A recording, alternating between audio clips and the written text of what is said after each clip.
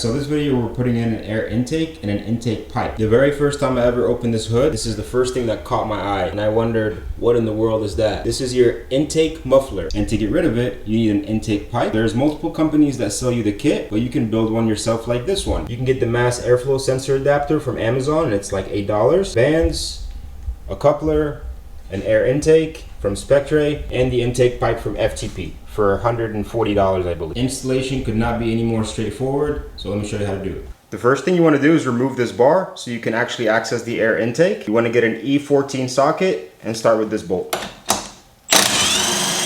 This bolt here is a 16 millimeter. There you go. Disconnect your MAP sensor, pull it out. To the side.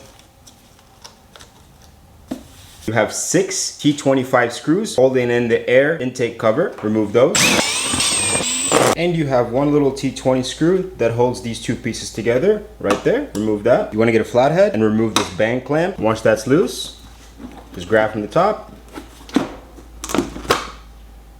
Pull it out of place. We're going to switch over the MAP sensor later, so hold on to this. Take your air filter out. We don't need this anymore. And now we can take this housing. You want to get a good grip on it, and it's just connected to grommets. So all you have to do is just pull up. Should come out of place just like that. You want to take off these orange grommets and just put them back in place. It should look something like this. After, you want to grab your wastegate sleeve, unbutton it, just pull it out of the way. Disconnect your crankcase ventilation hose, squeeze it together, and there you go. You have a sensor right here on the crank hose. Go ahead and unplug that one. Disconnect your wastegate. I just use a screwdriver, push the clip up, and then just wedge it underneath until it pushes out. Now we can remove the crank hose from its spot. Next, you want to disconnect your evap line. Right from down here, just squeeze the tabs in and pull it out of place. You want to grab from this tube and simply pull it out of its grommets as well. You're going to hear a little click. Push it over to the side so we can access the little clip that holds it to the turbo. I don't know if you can see it, but I'll show you once I pull it out of the car. But it's this fella right here. You just take a pick tool, put it right under that clip,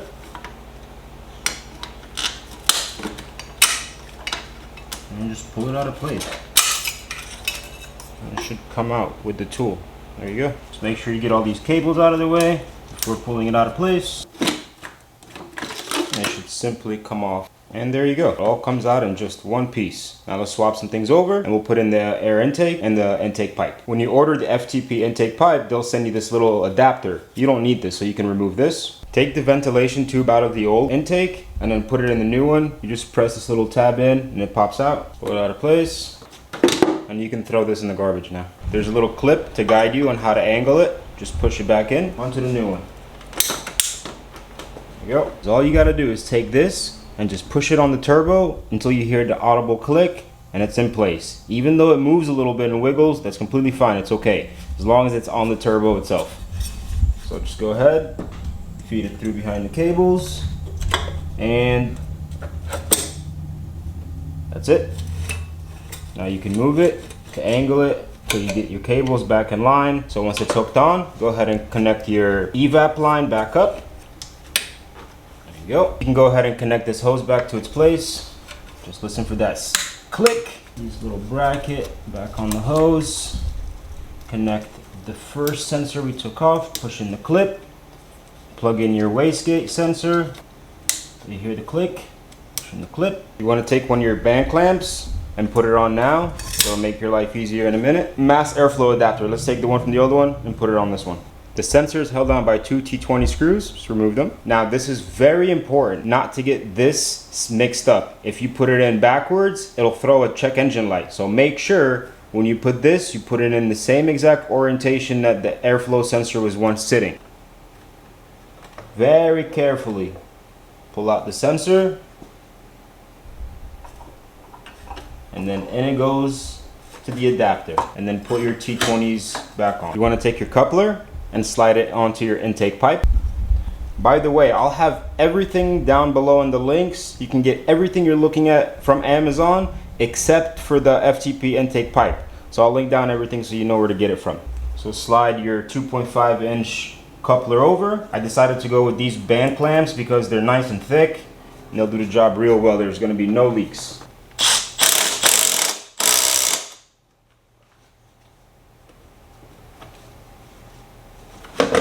That is not going anywhere. You take your other band clamp, you put it over it. Take your adapter.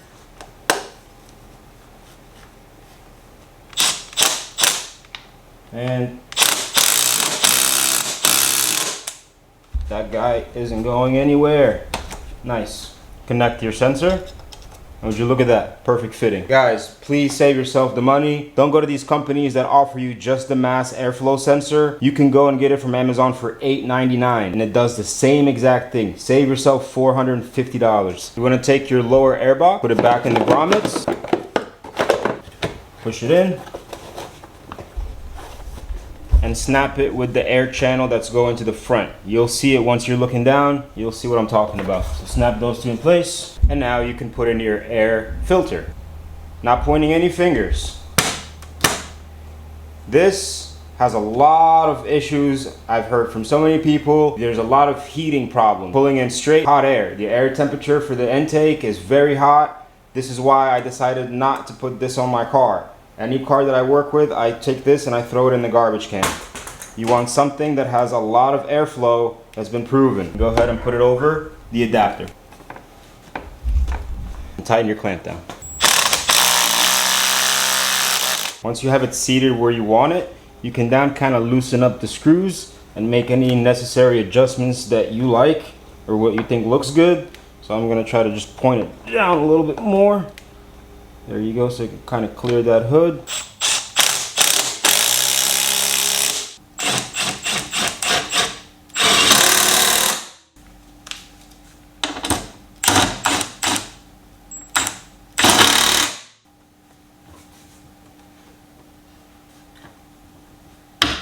And there you guys have it. Very straightforward, very simple.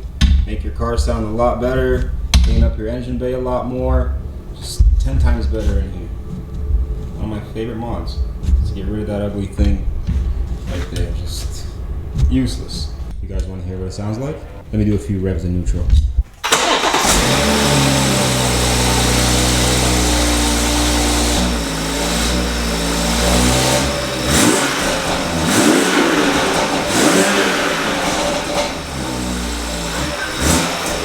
Guys, if you're new here, make sure to check out the series that I'm doing on this car. We are now up to part 3 and I'm working on part 4. We are completely rebuilding this car. It was in a crash. We're gonna do so many things to it. I'll link the video up here now so you can check it out, and I'll have way more sound clips of this and everything that we're gonna do to it. So stay tuned for that. All right, there you have it. For under 175 bucks, you can get yourself an intake pipe and an intake system. Alrighty guys, till next time, take it easy. Peace.